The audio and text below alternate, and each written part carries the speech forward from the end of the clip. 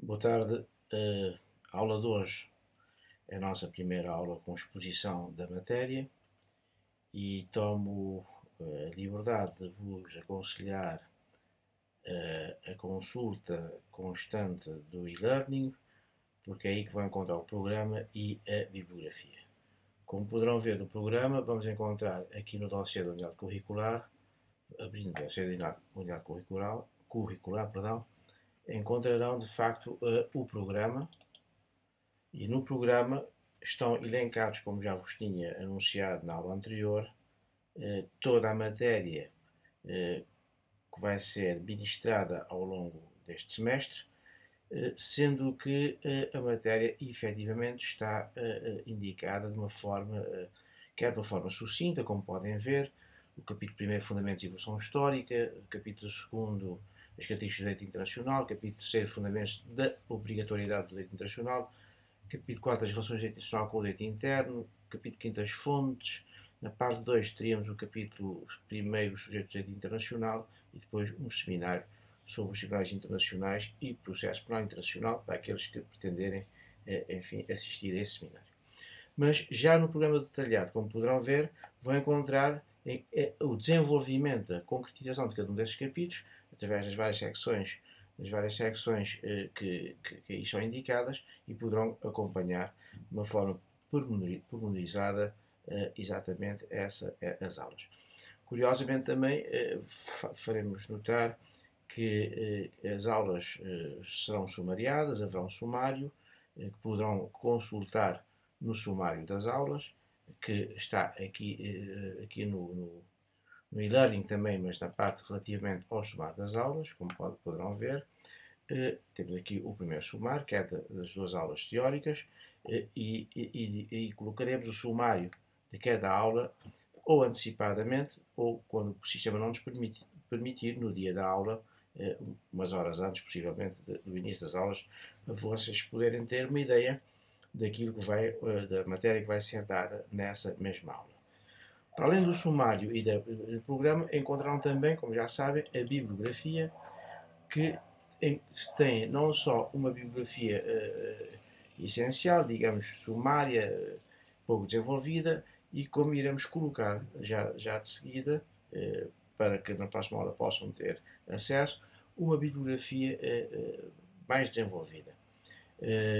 Portanto, a bibliografia essencial é aquela que, enfim, cuja consulta permitirá seguramente fazer a cadeira com boa classificação, e a bibliografia completa ou desenvolvida permitirá ao aluno ter uma ideia dos vários autores que tratam a matéria que vão estudar e nas diferentes perspectivas que cada um desses autores poderá tratar. Portanto, relativamente ao programa, a aula de hoje vai concentrar-se no fundamento e na evolução histórica do direito internacional, começando exatamente pelo conceito do direito internacional e depois verificando os fundamentos sociopolíticos, se quisermos, do direito internacional. Portanto, esta é a aula de hoje, que poderá, enfim, prolongar-se um pouco para a questão da cooperação no quadro da comunidade internacional e da sociedade internacional, mas iremos ver. Esta aula estará devidamente sumariada, portanto poderão depois consultar o sumário e neste programa de aulas online, se quisermos, através do YouTube, cada aula irá aparecer com a sua designação correta. A primeira aula, a segunda aula, a terceira aula, e consequentemente terão de ver no sumário a que corresponde a primeira aula, a que corresponde a segunda aula e a terceira e a quarta, exclusivamente, de modo a que quando quiserem ouvir uma das aulas ou rever uma das aulas, saberão seguramente que matéria irão ouvir na primeira, na segunda, na terceira, na quarta, etc. As várias aulas que aí estarão indicadas. Bom, posto isto, podemos então começar o nosso curso, a nossa aula, aliás, de hoje, fazendo exatamente aquilo que vamos procurar, enfim, ensinar com alguma clareza, começando pelo conceito do direito internacional. Eu diria que, como todos os seres que surgem entre nós, entre os seres humanos, nós temos sempre a tendência e temos uma vocação quase que natural, de dar um nome identificador do objeto que estamos a tratar. No nosso caso, essa disciplina internacional teve de ser batizada, passa a expressão, e o seu batismo nos diversos idiomas acabou por encontrar como expressão dominante o direito internacional público ou direito internacional. É claro que para se chegar a essa síntese nominativa, isto é, para que essa designação pudesse ficar fixada, de certo modo houve alguma discussão à volta da ideia do que era o direito internacional. Porque, por exemplo, os alemães designam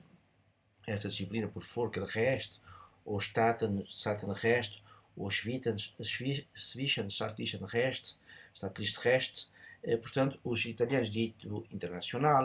mas, de qualquer modo, originariamente, essa disciplina começou a ser conhecida por direito das gentes, isto é, por influência do direito romano, como sabem, que tinha o seu ius gentium, que, embora não fosse verdadeiramente um direito internacional, era um direito que regulamentava as relações entre os romanos e os povos que eles iam dominando, e, portanto, essa designação, a partir do momento em que Caracalla, concede a cidadania romana a todos os habitantes livres do Império Romano, acabou por se assumir o ius gentium como se fosse uma espécie de direito comum a todos os povos. Ora, é nessa perspectiva, é nessa ideia da existência de um direito comum a todos os povos que, obviamente, o ius gentium surge, digamos, como uma referência nominativa para designar este ramo de direito que tratava das relações entre os Estados, ou se quisermos ser mais corretos, das relações entre as comunidades detentoras de um poder na cena internacional e que de facto estabeleciam relações políticas, culturais, económicas, sociais, militares, etc. Portanto, porque tinham de facto, digamos, eram comunidades dotadas de poder, organizadas com uma organização política dotada de poder que lhe permitia estabelecer as relações internacionais. É claro que na doutrina alemã, por exemplo, Kant veio dizer que, de facto, a designação correta para esta disciplina devia ser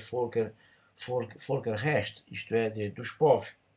Não Völkerrecht, não direito dos povos, desculpe, mas sim Staatenrecht, isto é, direito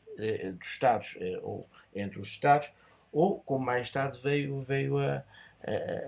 obter na Alemanha a designação como já vos disse, um direito interestatal, isto é, um Zwischenstaatliches Recht.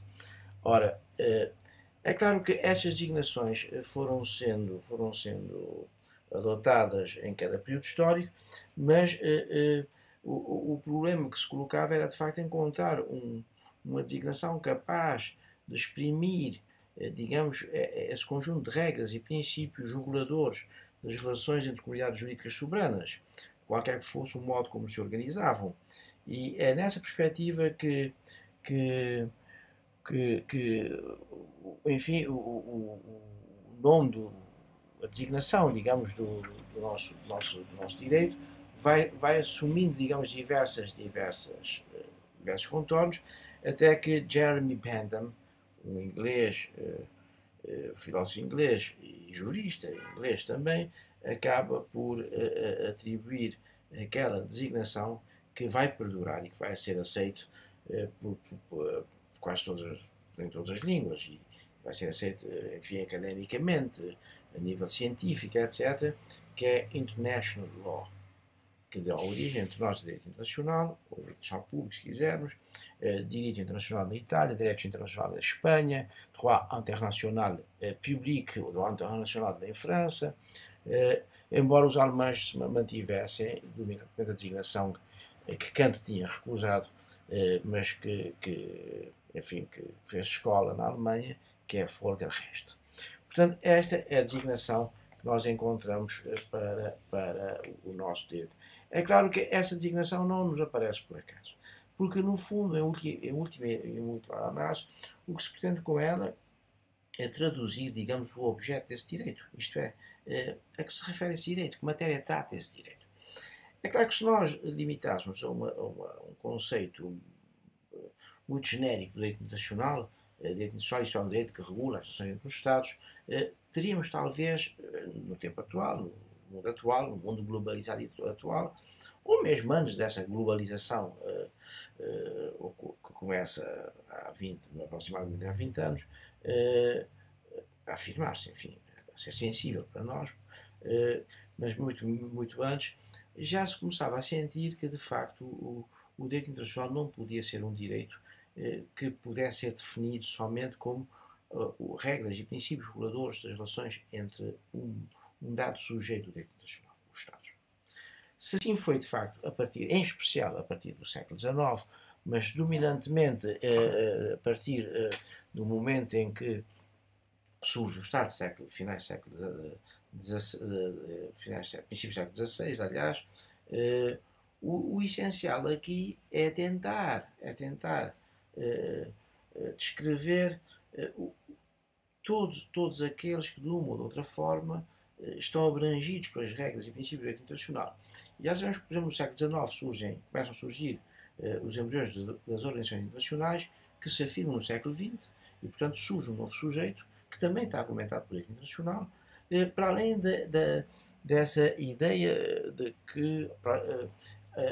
além das organizações internacionais, como as Charadas das Nações, inicialmente, a Cruz Vermelha Internacional, a Igreja Católica, o Estado do Vaticano, etc., há também uma outra categoria, um outro ente que cada vez mais se vai afirmando na cena internacional como um sujeito que procura assumir uma posição mais ativa do que aquela que lhe é reconhecida pelo direito internacional, que são os indivíduos, que somos nós. Cada um de nós, neste momento, começa a ter um maior protagonismo no quadro do direito internacional e o direito internacional começa a preocupar-se cada vez mais com o indivíduo enquanto tal, isto é, na sua singularidade, ou o indivíduo enquanto um ente integrado num conjunto mais vasto, que é na sua comunidade de origem ou na comunidade em que vive e trabalha. E, portanto, temos aqui, digamos, uma nova perspectiva que implica que tenhamos de procurar um conceito de direito internacional que não seja um conceito demasiadamente restritivo, isto é, um conceito que se limite a dizer-nos o que é o direito internacional, que é um direito regulador das relações entre os Estados, mas que vá mais longe, que assuma um sentido mais amplo, um sentido capaz de recobrir todas as realidades todas as realidades jurídicas ou factuais que ela acaba por assumir como seu objeto, e daí que tínhamos de ter, sob um ponto de vista conceitual, uma noção mais ampla do direito internacional. E é nessa perspectiva que nós ousamos dizer que o direito internacional tem de ser um conjunto de regras e princípios que regulam, princípios jurídicos, como é evidente, reguladores das relações internacionais entre os sujeitos ou membros da comunidade internacional. Isto é, um conjunto de regras e princípios jurídicos que vão disciplinar as relações entre membros ou sujeitos da comunidade internacional. Ora, deixamos assim em aberto a possibilidade de, aparecendo outros sujeitos de direito internacional que sejam regulamentados ou regulados, cujas relações sejam regulamentadas por esse direito, esteja abrangida dominantemente nesse conceito. Portanto, resumindo, poderíamos dizer que, de facto, a ideia do direito internacional surge como uma ideia de um direito que regula as comunidades dotadas de um poder, para facilitar, diríamos, soberano, não é? Isto é, de um poder na sociedade internacional. Surge como uma ideia de que se tratava de um jurgêncio na medida em que o conceito de urgência romano era um conceito que abrangia povos, para além daqueles dos de Roma, povos que integravam o Império, mas já sabemos que não entendiam o jus civil e, portanto, era preciso um direito especial para regular as suas relações com os romanos, o Jugêncio. A partir de Caracalla, com a atribuição da cidadania romana a todos os povos do Império, todos os povos livres do Império, o Jugêncio passa a ser um direito comum a todos os povos e, portanto, é utilizado depois como uma designação que poderia recobrir, que poderia recobrir essas relações entre entidades públicas soberanas, as relações entre entidades públicas soberanas ou comunidades, ou as comunidades organizadas politicamente politicamente, e nessa medida o Jugêncio assumia, digamos, essa tarefa. Depois há vários autores, como por exemplo Kant, que entende que não se devia designar por Folgenrecht, mas sim Staatenrecht. Outros que entendem que a designação tem de recobrir a ideia de uma relação entre Estados, portanto, Zwischenstaatliches Recht seria o direito internacional, portanto, o Barão de Tocco, que entendia que devia ser direito internacional, e finalmente Bentham, que acabou por apadrinhar, ou melhor, que acabou por atribuir essa designação de direito international law ao direito internacional, portanto, acabando por fixar essa designação. É claro que hoje o direito internacional regula as mais variadas matérias, no quadro das relações entre os Estados e as organizações internacionais, os Estados e os indivíduos, isto é, o universo de sujeitos desse direito com mais ou menos poder, sujeitos ativos ou passivos, acabou por se alargar a partir do final do século XIX, princípio do século XX,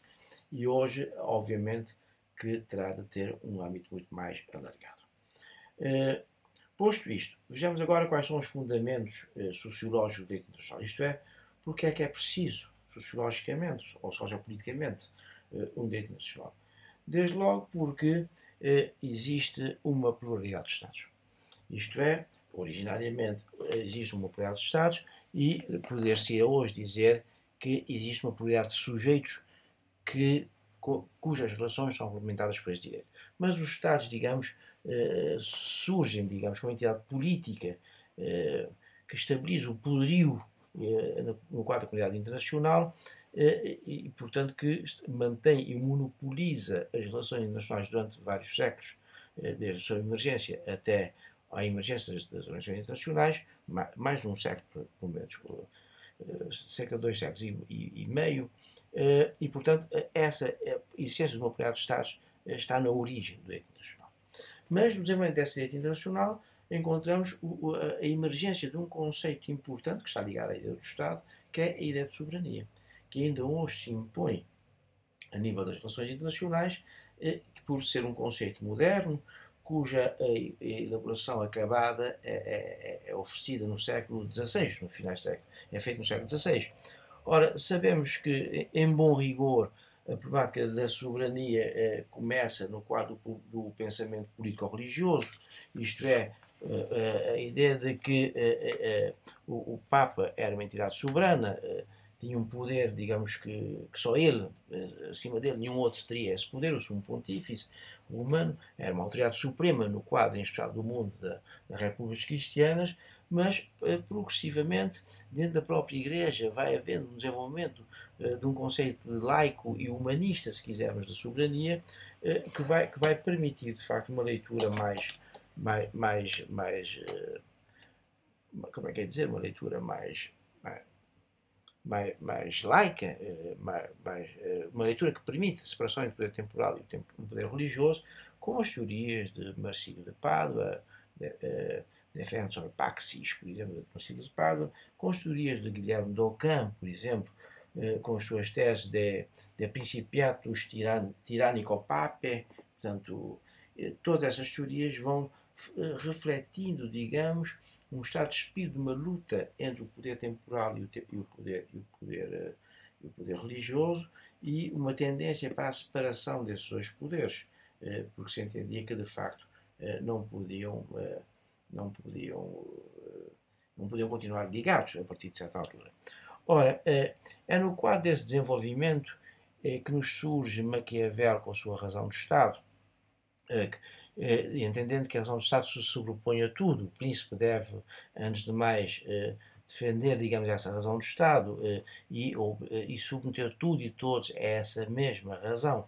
É um imperativo político do príncipe, em cujo altar se deve sacrificar todos os demais poderes e a própria honra do príncipe, se tal for necessário. Ora, é Maquiavel que vai exatamente começar a criar a ideia de que, de facto, o poder soberano do príncipe é o príncipe é o centro do poder, tem uma função soberana a exercer, e esse poder vai se deslocar de jurisdição para a legislação, porque até durante muito tempo o príncipe era um poder mais ligado a um certo tipo de jurisdição, mas desloca-se para a legislação, como nos ensina Humberto Eco. O monarca agora aparece como detentor de um poder intermédio entre Deus e os homens, o poder que lhe permite legislar e não receber as leis divinas para as impor, mas permite agora legislar e impor as suas próprias leis. De qualquer modo, isto abre o caminho, cria todas as condições para que se possa falar de uma ideia de soberania já não ligada ao sumo pontífice, mas sim uma soberania que agora se vai ligar diretamente a um poder laico, um poder temporal, o poder do príncipe. Mas para tal é preciso que nos surja Jean Baudin, que nos vai exatamente explicar o conceito de soberania nos seus Six Livres de la République, onde de facto a soberania aparece como uma soberania absoluta, uma soberania que o príncipe, o monarca, afora de Deus não tem nenhum outro poder acima dele, e como se dizia na época, no latim, rex in regnum suo et imperator, ou civitas superiorem non recognoscent est sibi princeps. Ou seja, o rei no seu reino é o imperador supremo, não é? E portanto na cidade não se reconhece senão os cidadãos não reconhecem o seu próprio príncipe. Isto é, essa ideia de soberania absoluta que começa a estar centrada na pessoa do príncipe, progressivamente vai se transferindo para o povo, com a ideia da transferência para o povo. A soberania vai aparecer-nos em qualquer uma destas situações como a alma do Estado, como diria Hobbes, a alma do Estado, aquilo sem o qual o Estado não pode ser Estado. É a característica dominante e fundamental do Estado durante o século XIX e XX, séculos XVIII, XIX e XX, essencialmente no século XIX, que é o século do estatismo. Ora, é claro que essa transferência de soberania para o povo também é acompanhada de mudanças nas relações internacionais, o que permite ou que leva a que, de facto, se entenda que a soberania não pode continuar a ser uma soberania absoluta, como pretendia Jean Baudin e todos os teóricos dessa época, nomeadamente no quadro internacional, Vattel, por exemplo, que é o homem que trata o Estado como um Estado soberano absoluto, não é? Mas a soberania teria de ser relativizada, porque as próprias relações internacionais implicavam essa relativização. Portanto, a soberania é a alma do Estado. O Estado, no fundo, é o sujeito principal do direito internacional, que monopolizou durante muito tempo as relações internacionais e que, como diria von Tripper, que não concebia qualquer outro ente nas relações internacionais capaz de ter poder soberano para manter relações internacionais que não fosse o Estado. Era inconcebível para von Tripper, por exemplo, essa hipótese. Para além do Estado e da soberania, um outro elemento aparece importante nas relações internacionais que justificam a necessidade do direito internacional, que são as relações económicas internacionais. Essas relações são fundamentais porque os Estados deixam de estar isolados, têm de se manter em contacto, em relações comerciais, e, portanto, de certo modo, que vão integrando os Estados e vão criando uma teia que interliga os vários Estados, os seus interesses fundamentais, e vão quebrando o isolamento dos Estados e integrando-os numa comunidade internacional económica, de relações económicas ou comerciais, que começa com o comércio internacional e que se vai avolumando de forma a constituir um fundamento imprescindível hoje nas relações internacionais. O tráfico mercantil, por exemplo, gera de facto uma intensidade dessas relações, fruto do desenvolvimento económico das nações e do desenvolvimento tecnológico através da descoberta dos meios técnicos de navegação, que permite navegação a grande distância. Mas repare que essas relações internacionais têm um efeito multiplicador, se quisermos, porque as relações comerciais entre os Estados implica uma deslocação de pessoas de um lado para o outro, o que impõe a ideia da necessidade de proteger o comerciante e os seus produtos quando aportam um outro Estado. Ora, disto resulta a necessidade de uma entidade capaz de proteger, de esclarecer e de apoiar esses comerciantes que vêm de um lado para o outro nas suas várias deambulações comerciais, e surge a figura do cônsul. O cônsul electi primeiro, mais tarde o cônsul missus, isto é o cônsul que é enviado pelo Estado, mas antes isso era um cônsul eleito pelas próprias comunidades que viviam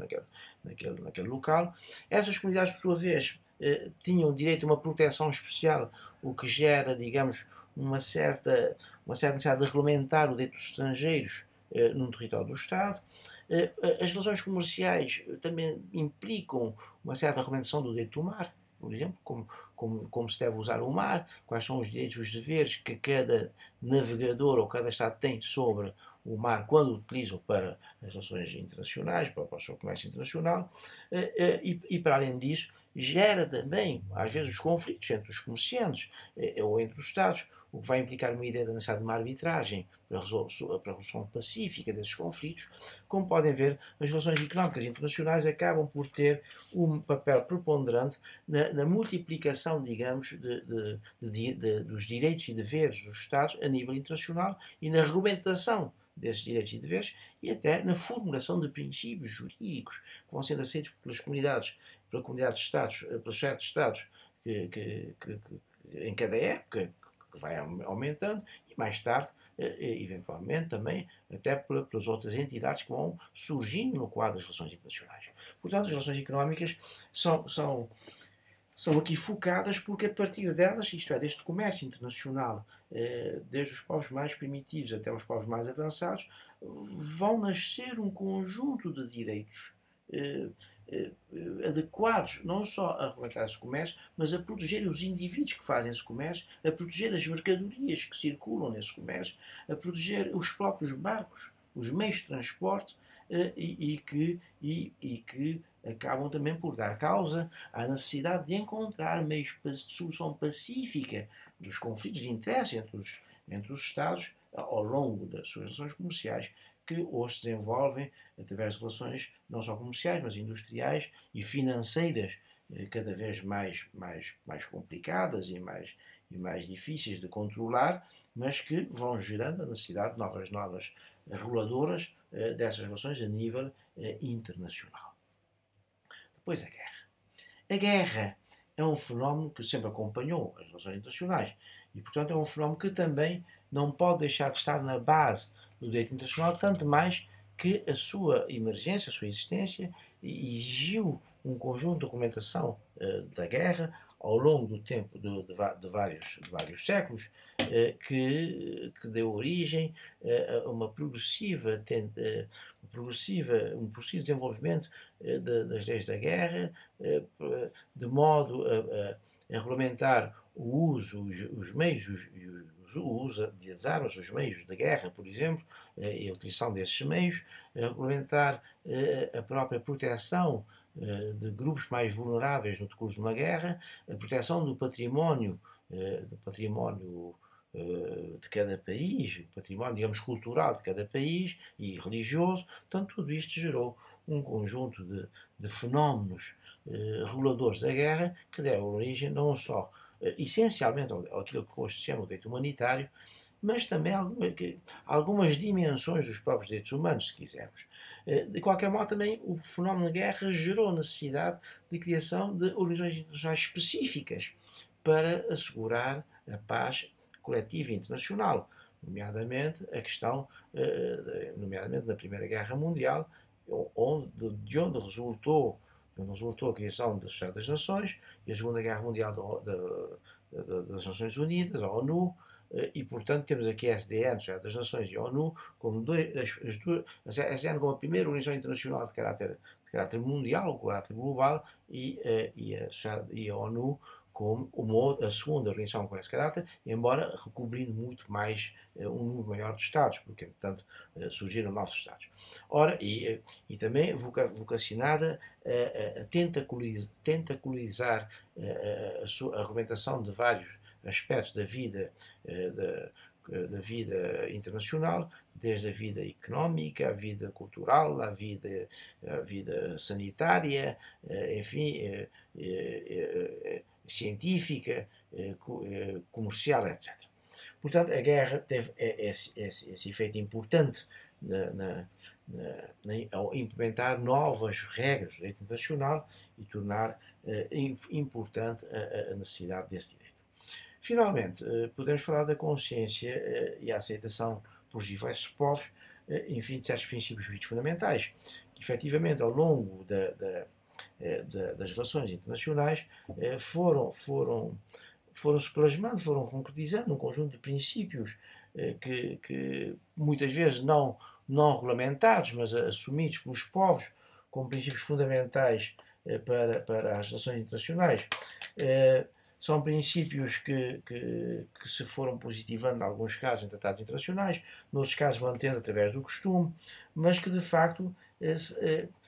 acabam por traduzir por exigências feitas, como citando o Batista Machado, exigências feitas a qualquer ordenamento jurídico, se este quer ser coerente com a sua própria pretensão de legitimidade e validade, e que são, portanto, transcendentes às decisões positivadoras do legislador e por isso mesmo válidas per si, porque representam postulações iliciadas da própria ideia do direito. Ou seja, esses princípios jurídicos são princípios que, de facto, como dizia Gomes Canutilho, muito bem, que beneficiam de uma objetividade e presencialidade normativa, e que a objetividade presencial que é irradiante e que os povos vão aceitando porque entendem, assumem, tomam consciência de que são princípios retores das relações entre eles, princípios que permitem, com a sua plasticidade, regular de uma forma cada vez mais precisa essas relações. Assim, por exemplo, surge o princípio da liberdade dos mares, já sabemos que é um princípio hoje assumido pela totalidade dos povos e dos Estados. O princípio da boa-fé, por exemplo, o princípio da proibição do abuso de direito, o princípio da pacta sunt servanda, enfim, um conjunto de princípios, como é que se diz, essas objetividades irradiantes, se quisermos, que não precisam de ser positivadas, porque vão sendo assumidas pelos povos, isto é no fundo, um conjunto de regras, se quisermos, que os povos, regras jurídicas, que os povos vão aceitando como regras reguladoras das relações internacionais ou entre os Estados. Portanto, hoje, digamos, teríamos esses princípios também como causa, uma das justificações sociológicas ou jurídicas da necessidade das relações internacionais. Portanto, podemos dizer que, sob o ponto de vista do conceito e dos fundamentos sociológicos do direito internacional, ficamos já com uma ideia, enfim, do que está na base desse direito e, portanto, aquele conceito tem de recobrir todo esse direito. Fazemos agora um breve intervalo, porque depois vamos continuar com um breve resumo da evolução histórica do direito internacional. Portanto, vamos agora para um intervalo e, nesse intervalo, feito o intervalo, que podia que não demorasse muito tempo, porque são 10 minutos, 15 minutos de intervalo, continuaremos dentro de momentos para essa segunda parte da nossa aula.